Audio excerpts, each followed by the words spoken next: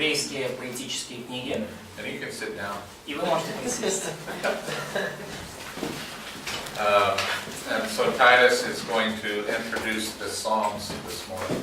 И Тит сегодня утром сделает введение в книгу Псалмов. And then after that, I'll be spending today and tomorrow on several Psalms that we'll study together. И после этого я потрачу сегодняшний и завтрашний день на изучение некоторых псалмов, которые мы изучим вместе. And then after that, we'll go on to the other books, Proverbs, Ecclesiastes, Song of Solomon. И после этого мы перейдем к другим книгам, к притчам, к Экклезиасту и к Песням Песней. So each time we're going to introduce the book that we studied. И каждый раз мы будем делать краткое введение в изучаемую книгу. And then we'll get into the content of each of them. И потом мы будем разбирать содержание каждой.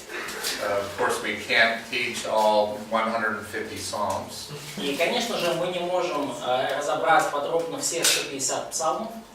Or all 42 chapters of Job. Или все 42 главы книги Иова. Unless you want to go 16 hours a day. Но если только вы не хотите учиться 16 часов в день. Да. I should have never said that. So class had never said it? No, I shouldn't have said it. So now I'm in trouble. Now we're studying 16 hours a day. Okay. Вам не надо было этого говорить, но да, хорошо, мы учимся 16 часов в день. But we will cover the highlights and kind of an overview of each of the books. Ну, конечно же, мы сделаем обзор и покажем основные, самые яркие моменты каждой книги. We're going to base the class grade on your participation in class. And so I like to discuss things with my students. Ну, и обычно мы основываем наши занятия на участии также и студентов, поэтому мне очень нравятся беседы со студентами и их вопросы. So I like questions and discussion and conversation. Поэтому я люблю вопросы и обсуждения, и беседы. Not just pure lecture. Это не просто лекция на 100%. Okay. Also, for the final will be the last Friday of the course. И на финальный экзамен, который будет в последнюю пятницу курса, and so that'll be on the content of what we do in class.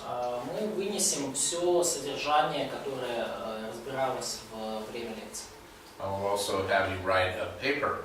И также я вас попрошу написать письменную работу. And that will be on your favorite passage in the Hebrew poetical books. И эта работа будет касаться вашего любимого отрывка в еврейской поэзии. So many to choose from. Yes. Ну и поэтому у вас есть большой выбор. So choose one passage or chapter or one psalm. Выбирайте один отрывок, одну главу или, может быть, один псалом. And then you will introduce it, tell me about the author and what the passage is about. И вы сделаете краткое введение, расскажете об отрывке, об авторе. And after Titus's lecture, you'll know about the forms of Hebrew poetry. И после лекции Тита вы узнаете о формах еврейской поэзии. So you can talk about how the poetry works in your favorite passage. И вы узнаете оттуда, как вообще работает поэзия, поэтическая форма в вашем любимом отрывке. The content of the passage, what it's talking about. Ну и также надо будет содержимое отрывка вам разъяснить. And then the impact on your relationship with God.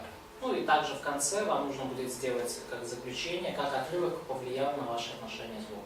Right, what it means in everyday spiritual life, in your walk. Он значит в вашей каждодневной духовной жизни, в вашем хождении с Богом. Okay, so the grade of the course will be based on your interaction during the class. За курс будет зависеть, во-первых, от вашего участия во время лекции, во время класса. The final exam. Во-вторых, от финального экзамена. And the paper. И в-третьих, от вашей финальной работы. And so Titus is going to take over from here for the next little while. И следующий час может, чуть больше, у вас будет, лекцию будет читать Тим. Do we pray yet? No, but we're going to do that. Yeah. So who would like to pray? Кто хочет помолиться? Давай. Отче святый, мы благодарим Тебя за этот день, благодарим, что Ты даешь нам еще один день, милость обновилась, и то, что мы имеем сейчас новых преподавателей, и то, что можем изучать Слово Твое, и грамотно изучать, и чтобы мы это не просто для знаний, а для того, чтобы мы лучше понимали Слово Твое и знали, как применить его. Благослови преподавателей, переводчика и нас, чтобы мы внимали, слушали, запоминали и применяли это в нашей жизни. Пусть за все Тебе будет слава. Молимся во имя Иисуса Христа. Аминь. We're changing from digging in the dirt to reading poetry. Итак, мы меняем тему от копания в грязи к чтению поэзии. And guess what you guys get to do? Use Hebrew. Да, и вот что вам, ребята, придется делать. Использовать еврейский язык. Just choo-choo. Вот, да, чуть-чуть. Do we have more? Ask me about it. Maybe that's Only two? Yeah, Three? probably two. maybe this is. It's, Yeah, this one. Yeah, All of them? These are all? You good? Yeah, maybe once more. Good. So good. Good.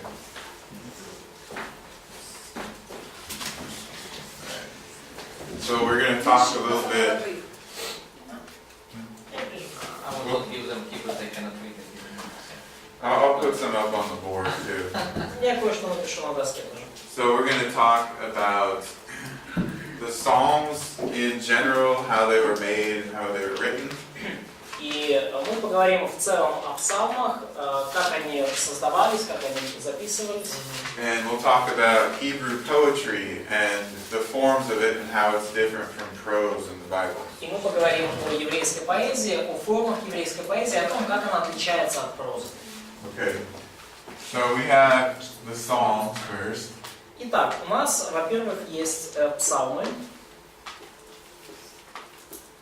Okay. Sefer Tehillim. Or sometimes without that too. Scroll or book of praises. Сефер Тахилим.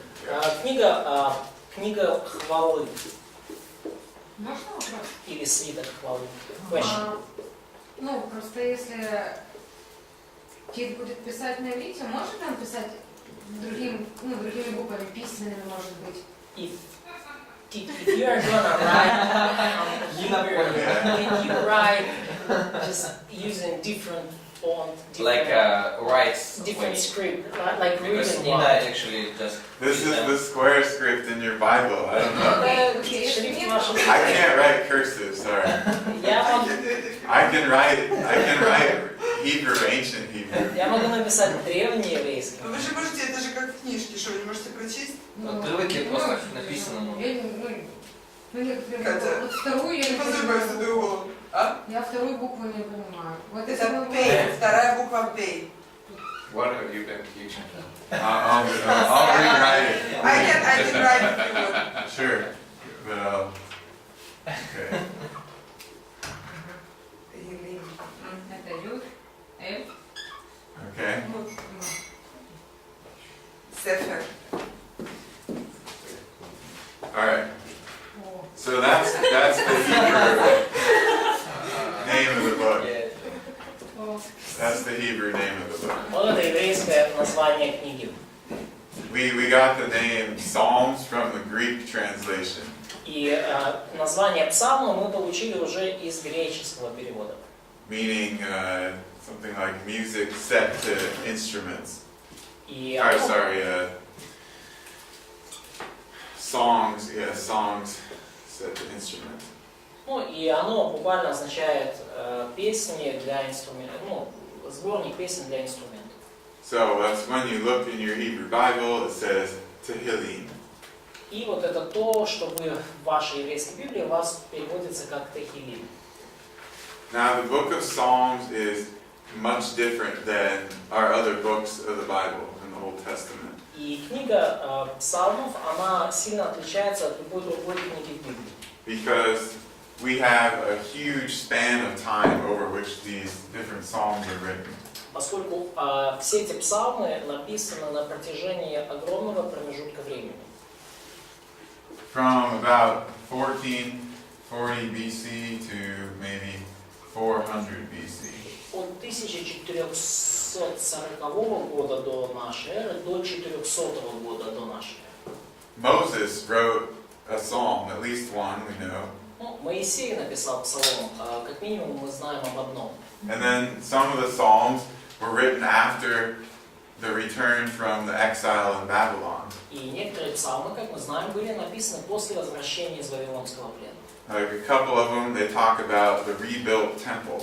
И потому что, как минимум, парочка из них говорят о восстановлении храма. And of course, most people associate Psalms with David И, конечно же, большинство людей связывают псалмы с царем Давидом, because he wrote about half of them, потому что Давид написал практически половину этих псалмов, perhaps even more. а может быть даже и больше. So the book of Psalms, it's a collection of all these writings that are similar in their form. И поэтому книга псалмов — это вот сборник, коллекция всех этих записанных писаний в той форме, в которой они даже... And they basically span the whole time of ancient Israel until the end of the Old Testament. И поэтому они, в общем-то, охватывают всю ветхозаветную историю, заканчивая там, заканчивая окончанием написания Ветхого Завета. They're written by a lot of different types of people. И они написаны самыми разными людьми. We have prophets, priests, and kings. Среди них есть пророки, есть священники и есть цари. We have musicians and poets. Среди них есть музыканты и поэты. So, a little different from our standard book with one author. И это отличается немножко от обычной нашей библейской книги, у которой один автор. Музыканты, поэты, цари, священники и пророки. In the Hebrew Bible, the Psalms are in the third section called the writings. И в еврейской Библии псалмы находятся в третьем разделе, который называется Писания. But they're a special kind of writing. Но это особый род писаний. We might describe them as God-inspired hymns and poetry. И мы можем описать его как богодухновенные гимны и поэзии. Just for your information, Просто для вашего общего развития.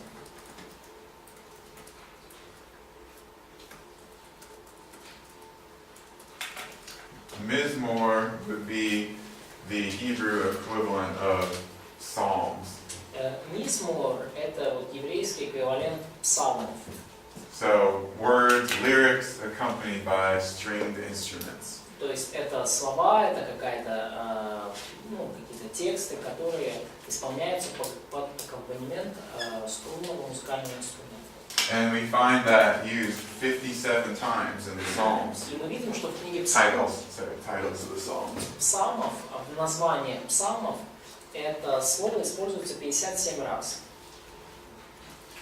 So, rather than a story, the Psalms are carefully constructed pieces of poetic literature. Poetic lyric. Literature, yeah. Да, то есть, поэтому псалмы представляют собой не историю, а наоборот, это очень аккуратно составленная поэтическая литература. And typically these were meant to be recited out loud or sung. И обычно вот псалмы, их вслух, произносили вслух, либо их просто пели. It was like the official hymnal of ancient Israel. И это был официальный сборник гимнов, официальные гимны Древнего Израиля. And the use of it like this continued on into the church. И использование подобного рода псалмов перешло в современную церковь. theology and the pictures and ideas about God work perfectly even with church-age theology. Богословие, образы, доктрины, идеи Бога и идеи о Боге, они замечательно прижились и в современной церкви, те, которые заложены в псалмах. So the content of the Psalms, it's not really focusing on Mosaic law idea, it's focusing on more universal theology. И содержание псалмов не так сильно сфокусировано на Моисеевом законе, как на вообще более универсальном, более широком богословии. Now we have some particular types of language used in the Psalms or in poetry. И мы видим, что в поэзии, в псалмах особенно, используется особого рода язык. Do you all know what a metaphor is? Вы знаете ли вы, что такое метафора? Okay, so we have metaphor, we have simile. Simile is a comparison using like or as. Да, то есть мы видим метафоры, мы видим сравнение, то есть что-то там сравнить, как это. Allusion. Мы видим аллюзии. Foreshadowing. Мы видим отголоски. And often this takes the form of prophecy. И часто это все приобретает форму прообразов. And we also have hyperbole. И также есть, конечно же, гипербола. So in poetic literature, we don't always have to interpret things as literally as in prose. И когда речь идет о поэтической литературе, мы не можем толковать ее так же буквально, как мы толкуем прозу. Because sometimes there are word pictures that give us an idea, but the specific words are not meant to be taken literally. Потому что иногда через слова нам передается образ, но конкретные слова отдельные, взятые из контекста, они не имеют такого значения. For example, we will look at Exodus 14 and 15. Например, мы можем прочитать Исход 15 главу, 14-15 главу. And in the poetic section, it describes God with things like nostrils and a hand and so forth. И в поэтической части этой главы Бог описывается как, говорится о деснице Божьей, о дуновении Божьем и так далее. Well, we know that God is spirit, but they're using this in order to get the point across about the actions He is taking. И мы понимаем, что Бог есть Дух, но они используют эти образы, чтобы показать, сделать более живым, видимым действие Бога. So in the Psalms and in Hebrew poetry in general, we have a lot of word pictures. И в псалмах, и вообще в еврейской поэзии у нас есть много вот таких словесных образов. And one of the points of this is to help the reader experience the emotions of the author. И одна из целей этого – это помочь читателю пережить эмоции автора. You open up a psalm, you read it, it often makes an emotional connection. И вы читаете, открываете псалом, вы читаете, вы часто это возникает определенная эмоциональная ваша связь, вы сопереживаете написанное. Reading the Psalms is typically much more encouraging than reading a historical or a genealogical list from Chronicles. Чтение псалмов – занятие порой куда более одобряющее, чем чтение, например, исторических секций или родословий, скажем, книги Паралипоменон. Psalms is where I go when I want to read and get some spiritual encouragement from the Bible. It's the first place I go. Когда мне нужно какое-то духовное ободрение из Библии, обычно псалмы – это первая книга, которую я открываю. Okay, those sections with just straight historical information, they have their value, but it's a different type of writing. Но понятно, что вот эти все разделы с исторической информацией, они, конечно же, имеют свою ценность, но это просто другой род писания. And Psalms is the book most frequently quoted in the New Testament. И псалмы – это книга, которая больше всего цитируется в Новом Завете. Jesus and the other New Testament writers saw the very valuable use of the Psalms in illustrating many things.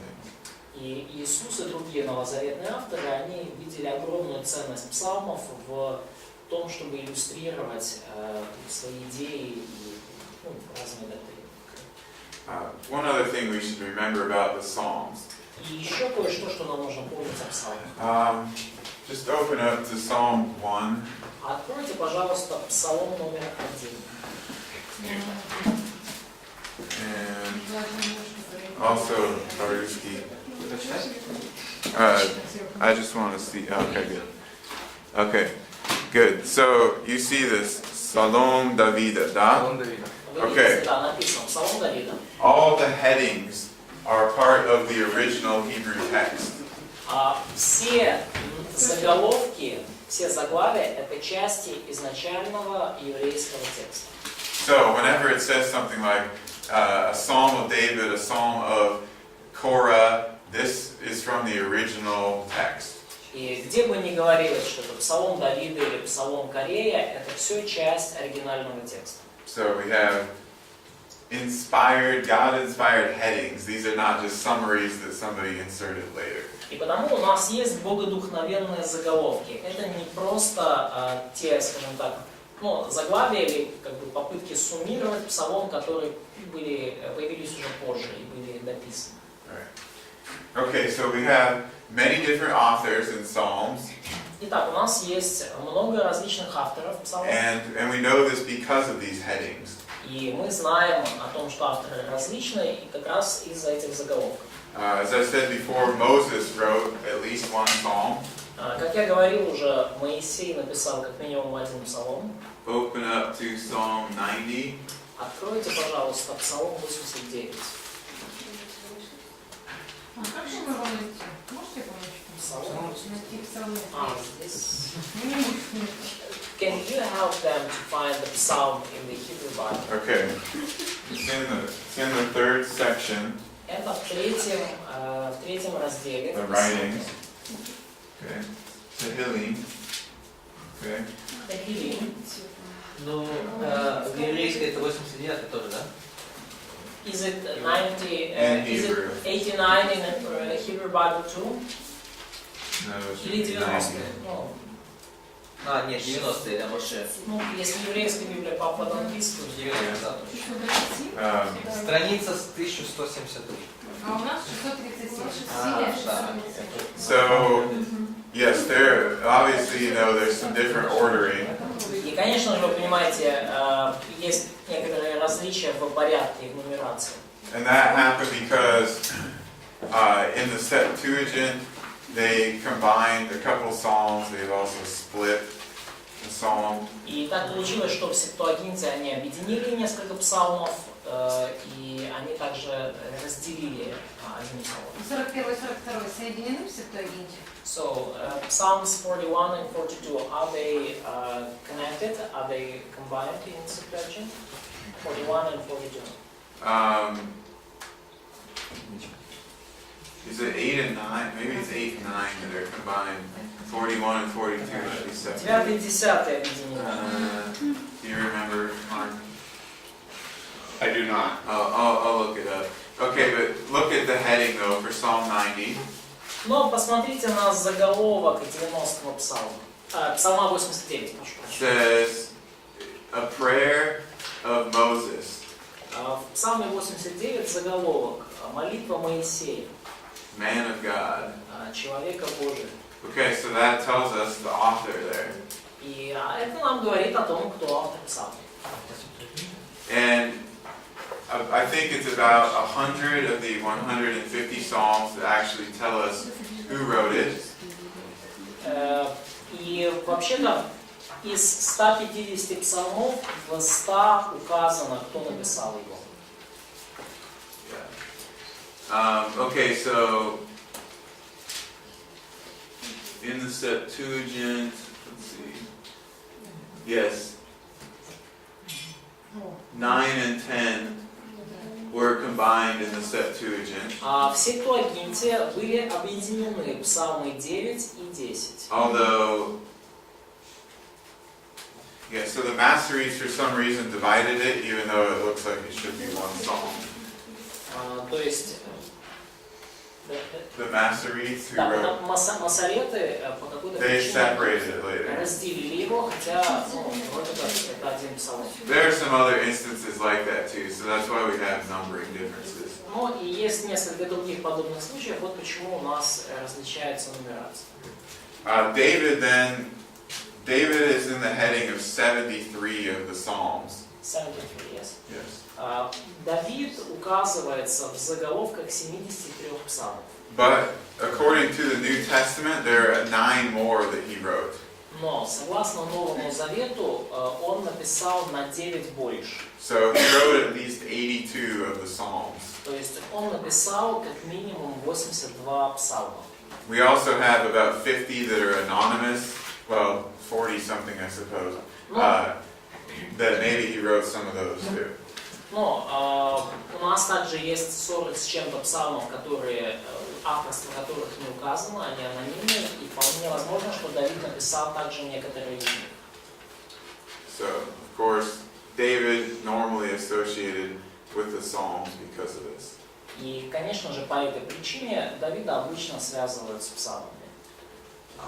Asaph is another person who wrote many of the Psalms. И другой человек, который также написал много псалмов, это Асаф. About 12. Он написал порядка 12. Psalm 50, for example, mentions him. Например, он упоминается в Псалме 49. 72. And 73. Yeah, he wrote 12 in total. Он написал всего 12. 73 to 83, is that right? David wrote 82 with extra information from the New Testament. Yeah. And then, oh, you mean, Asaph. no, he starts in 50. No, but they're not continuous. They are not continuous anymore, right? What do you mean with non-continuous? It's okay. Some of them are spread out throughout the books of the Psalms. Ну, то есть некоторые из псалмов Асафа, они разбросаны по книгам. We'll talk about how they all got put together in the Psalm book we have today. И мы поговорим, каким образом их собрали в ту книгу псалмов, которая у нас есть на сегодняшний день. Okay, so Moses, David, Asaph. Итак, кто у нас есть? Моисей, Давид, Асаф. The sons of Korah wrote 10 Psalms. И сыны Кореевы написали 10 псалмов. Then we have these guys named Heman and Ethan, the Ezrahites. Также у нас есть Psalm 88 and 89. These guys, we don't exactly know who they are. Эман Эсрахайт. Yeah, Psalm 88 and 89. Да, вот у нас есть также вот, учение Емана Езрахита. So, but that's the sons of 88 also says Go, the you sons go, of Lee. Korah. Yeah. So in this situation, it looks like 88 псалмы учение Ефама и Езрахита. Haman and his brother, they wrote the lyrics, but they must not have composed the music that go along with it. То есть Еман и Ефам, да, 87-88 псалом, они, скорее всего, написали текст, слова, но не музыку. It says a maskil, which is a contemplative poem. И so, not some lyric, just poem. Well, he wrote the words, and then the sons of Korah apparently put it to music. То есть оно озаглавлено как маскил Эфама, ну, в еврейском, и получается, что они написали слова, а сыны Кореевы дописали музыку. Solomon, we know, wrote 2 of the Psalms. И эти двое, они были из эпохи Эзры. Мы знаем, что Соломон написал 2 псалма. 72 and 127. Это are you using Russian? No, let me. Это Псалом 71, который написан Соломоном, и Псалом 126.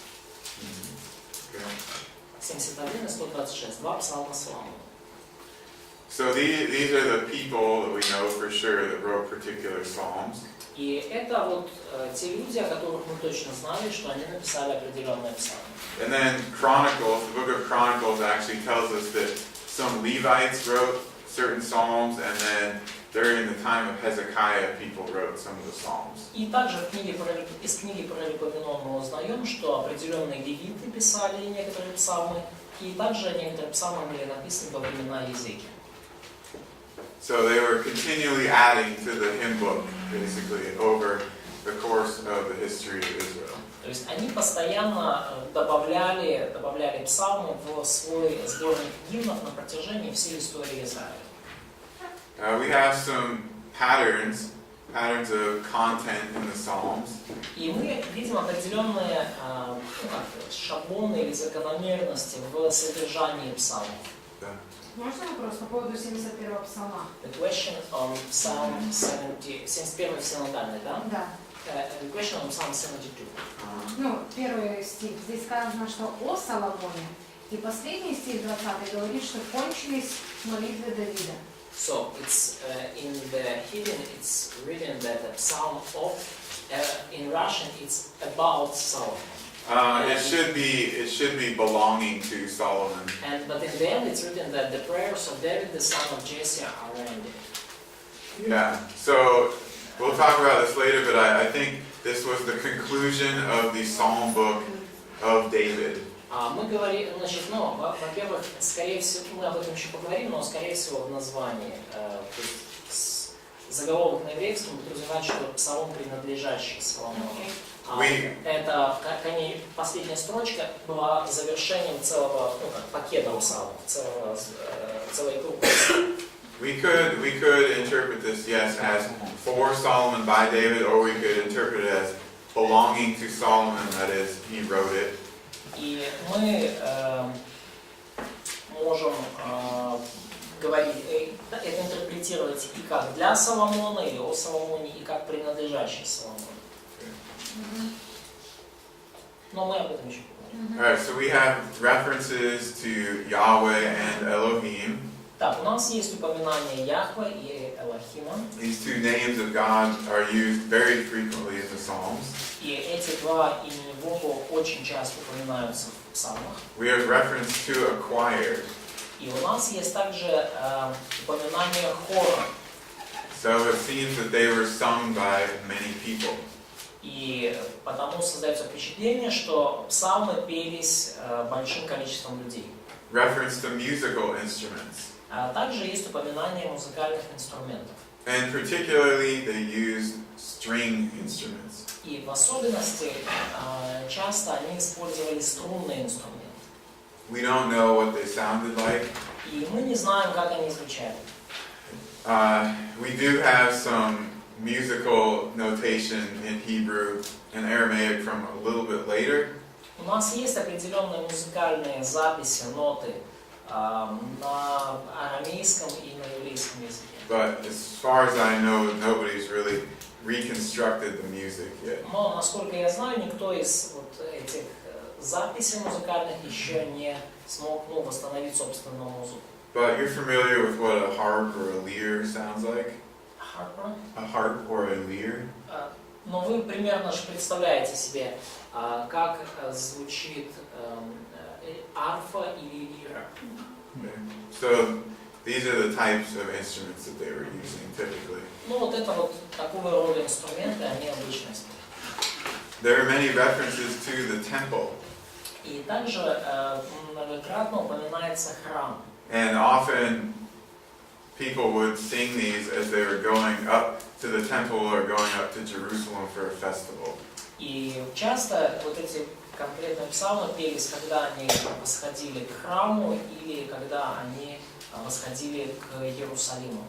There's reference to sacrifice in many psalms. Во многих псалмах упоминаются жертвы. Reference to important historical events. И упоминаются также важные исторические события. Creation, Сотворение мира, the Exodus, исход, the establishment of the temple, установление храма, the rebuilding of the temple. восстановление храма. So we have, and we also have small historical segments about the life of David, for instance, in many of these psalms. И также у нас есть небольшие вставки исторические, повествующие, например, о жизни Давида в нескольких псалмах. There are musical or historical headings in 116 of the psalms. Есть музыкальные или исторические заголовки в 116 псалмах. Right. So they weren't just poems that they read; they're sung to music. Это не были просто стихи, это были песни, которые пелись под музыку. At least in many situations. Ну, как минимум, во многих ситуациях. Okay, and then finally, we also have many prophecies in the Psalms. И также у нас есть множество пророчеств в псалмах. We're going to look at those a little bit later. И мы рассмотрим их чуть-чуть позже. Okay, so what did they use the Psalms for? Итак, для чего они использовали псалмы? Corporate worship, the same as we use many of them today. Во-первых, конечно же, общее поклонение. И точно так же мы используем псалмы и сегодня. Believers would gather and they would have music and they would sing these psalms of praise. Верующие собирались вместе, у них была музыка, и вот они под музыку пели вот эти песни хвалы. So we've been doing that for at least 3,500 years. И потому это пение на собраниях, это не что-то новое, мы этим занимаемся уже практически 3500 лет. Individual worship. Также псалмы использовались для личного поклонения. Some of the psalms were also sung when a new king was crowned. Некоторые из псалмов пелись тогда во время инаугурации, коронации нового царя. Some, as I mentioned before, had to do with going to the festivals or going up to the temple. И я уже упоминал псалмы, которые пелись, когда люди шли в храм или шли в Иерусалим на какой-то праздник. And several of these are called songs of ascent, like ascending. И некоторые из этих псалмов так и названы песни восхождения. Because the temple was at a higher elevation. Потому что храм стоял на возвышенности. So they're going up to the temple to worship. Потому на него надо было еще взойти, чтобы поклониться Богу. And to sing. И это получается, когда шли на поклонение, сотни людей все пели? So when they came to worship to temple or to Jerusalem, so there were hundreds, thousands of people, and they were all singing one tone. Probably at times, yeah. There are specific songs that would go with certain times. Да, и были конкретные песни, связанные с конкретными временами, ну, там, праздниками и так И далее. все эти пацаны с одной там начали говорить, о, все услышали, о, уже все вместе начали. And everyone knew, so if they started singing in one place, so people from other place just they could hear and just to continue. Yeah, I think so. So these songs of ascent, they even had a certain rhythm to them. И эти песни восхождения, у них есть определенный ритм в них Like заложен. you sing a line, you take a step, like Вы that. поете, как будто вы поете строчку и делаете шаг, поете строчку и делаете шаг. Psalms are also used for prophecy, И также псалмы использовались для пророчеств. for recounting history. И также для освежения в памяти истории. You know, a poetic recounting of history. То есть такое поэтическое освежение в памяти истории. You're all familiar with Homer, the poet. Вы все, я надеюсь, знакомы с такими именами, как Гомер, греческий поэт. Не Гомер Симпсон, просто Гомер. So he wrote this history in poetic form, and it was often sung in ancient times. И вот он написал вот свои поэмы в стихотворной форме, и в древние времена это были песни. So the Israelites did that also. И поэтому вот мы видим, что израильтяне делали то же самое. And some of the Psalms also urge action. Urge action. Yeah, they promote action, spiritual action, Да, то есть- national action. И также некоторые псалмы, они являются призывом к действию. Это к действию духовному, либо к действию, к действию народа как нации. Now, hymns and poetic prayers are known from very, very early times in history. И гимны, либо молитвы в поэтической форме, они известны с самых древних времен в истории. We have similar forms, but different content from ancient Mesopotamia and Egypt and Canaan. И у нас есть похожие формы, но, конечно же, другое содержание из древней Месопотамии, Египта и Ханаана. So people from other nations would have been familiar with the form of it, but the words would have been different, the content was different. Потому люди из других народов, они, конечно же, были знакомы с формой этих псалмов, но содержание было для них чем-то новым. And in the poetry of the ancient world here in the Middle East, И в поэзии древнего мира, вот в этом регионе, на Ближнем Востоке, на Среднем Востоке, parallelism was the most common way to convey poetry. наиболее распространенным средством художественной выразительности в поэзии был параллелизм. And of course we have that in the Psalms and the other books that Mark is going to teach. И, конечно же, мы встречаемся с параллелизмом и в псалмах, и в других поэтических книгах, которые будет преподавать Марк. But we actually have segments of Hebrew poetry in several of the other Old Testament books. Но также у нас есть целые разделы, содержащие еврейскую поэзию в других книгах. Like Genesis 49 and Deuteronomy 33. Например, Бытие 49, либо Второзаконие 33, Exodus 15, which we're going to look at. Исход 15, и мы туда еще заглянем сегодня. Judges 5, also a great example. Судьи, 5 глава, тоже прекрасный пример. And we have quite a few others also. Ну и также есть несколько других. Okay. So in the prose books, occasionally they would have a small poetic section. И потому даже в prозаических книгах у них были небольшие поэтические вставки. Okay, here's where I'm going to need you to write some things. Here's where I'm going to need you to write some things. Okay, no problem. Do we need outlines now? Handouts? Those are his. Yeah, So those are for later. they're just going to have to take Yeah. notes on on some terminology. I didn't have it translated, so. All right, so we're going to talk about structure, poetic structure. Итак, мы сейчас поговорим о структуре, о поэтической структуре. This will help us recognize and interpret the Psalms and other poetic literature. И это поможет нам распознавать и толковать псалмы и другую поэтическую литературу. And help you distinguish poetry from prose. И это поможет вам отличать поэзию от прозы. First, okay, we have this idea of parallelism. Итак, во-первых, у нас есть вот эта идея параллелизма. Let's go ahead and write that. Parallelism.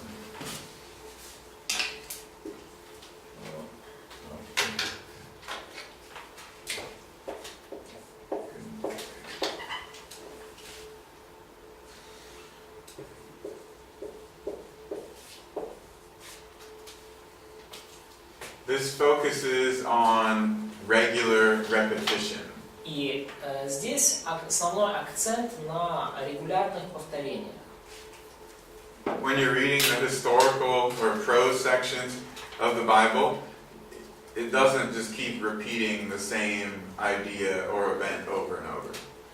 Когда вы читаете там прозу или описание исторических событий, то там не повторяются одни и те же события, не описываются одни и те же события, повторения этих описаний постоянно. But this is a common feature of poetic writings. Но это общая черта всех поэтических писаний. We have three common types of parallelism. И у нас есть три наиболее распространенных типа параллелизма. Параллелизма сначала два, или потом одна. Okay, repetition. Да, то есть, so parallelism is repetition, yes? Basically, yes. Regular repetition in parallel ideas. Well, we'll expound upon this.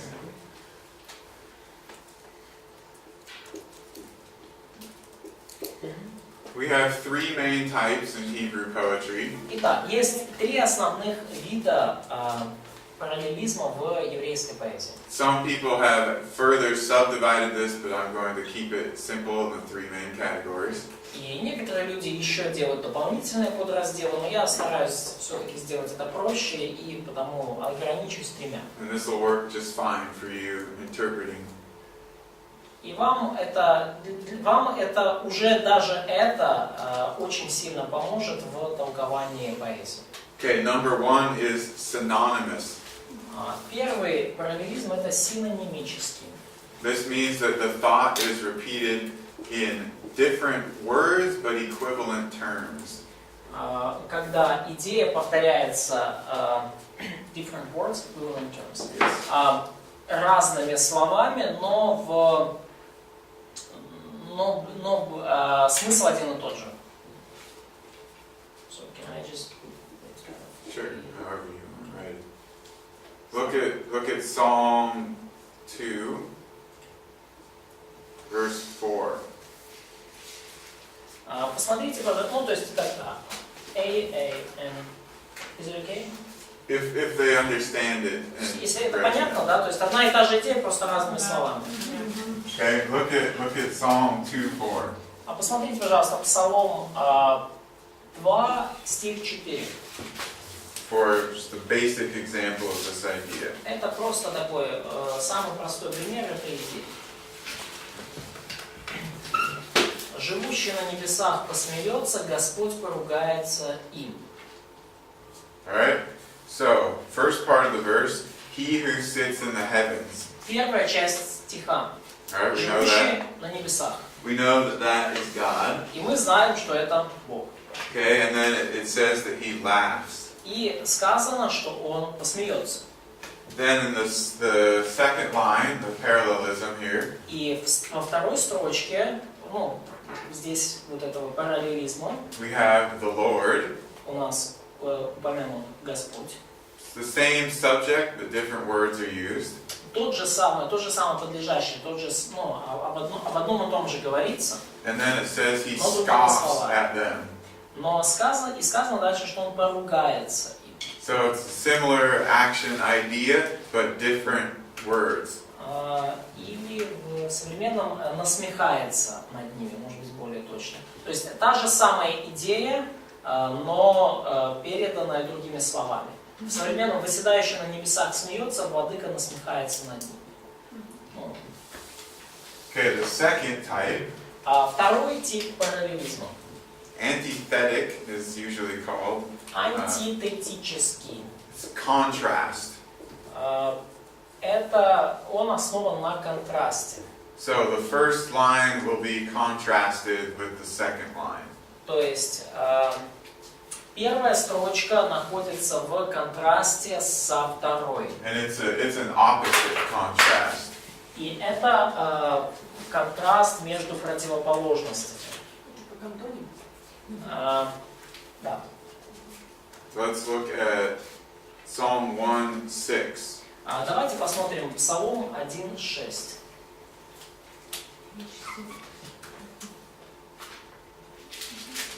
Ведь Господь охраняет путь праведных, а путь нечестивых погибнет.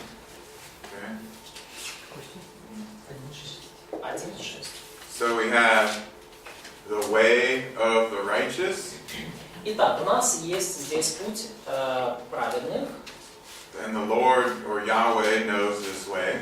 И указано, что Господь знает этот путь, или охраняет его. Implying this is the good way, the true way, the right way. И подразумевается, что это хороший, правильный и истинный путь.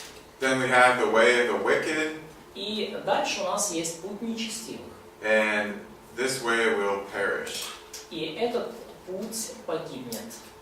We can also look at Proverbs 10, 1 through 4. И также мы можем посмотреть притчи, притчи 10, 10 глава, 1, 2 стих. And you can just see this from the first verse. И вы можете это видеть прямо вот с 1 стиха. Притчи 10 глава, 1, 2 стих. Go ahead and read that first verse. Притчи Соломона. Сын мудрый радует отца, а сын глупый огорчение для его матери. Okay, so we have wise son versus foolish son. Итак, у нас есть мудрый сын в противопоставление с глупым сыном. We have makes the father glad versus makes the mother grieve. И мы видим, что один сын радует отца, а другой огорчает мать. So it's expanding upon an idea by contrasting or showing its opposite. То есть это просто расширение, идея разворачивается перед нами через вот это, через демонстрацию контраста, противопоставления. Then the third main type we have И третий основной тип параллелизма is synthetic. синтетический. The idea in the first line is developed in the following lines. Идея из первой строчки, она развивается в последующих строчках. So it doesn't restrict it to just the immediately following line. То есть она не обязательно restricted, то есть это не обязательно ограничено буквально там с строчками, которые идут сразу за ней. But the idea continually develops over the course of several lines. То есть идея постоянно развивается на протяжении нескольких строк. Let's look at Psalm 1, 1. Yeah. Давайте посмотрим Псалом 1, 1 стих. Блажен муж, который не ходит на совет нечестивых, и не стоит на пути грешных, и не сидит в собрании развратителей. Go ahead and read verse 2 also. Но в законе Господа воля его, и о законе его размышляет он день и ночь. Okay. And 3. И будет он как дерево, посаженное при потоках вод, которое приносит плод свой во время свое, и лист которого не вянет, и во всем, что он не делает, успеет. Okay, so this segment continues to develop on the initial idea from the first line. И то есть весь этот отрывок фактически развивает вот эту вот стартовую начальную идею из первой строчки. So the writer spends more time developing the idea in this form. То есть автор тратит больше времени, развивая, разрабатывая идею, вот, когда используется такая форма.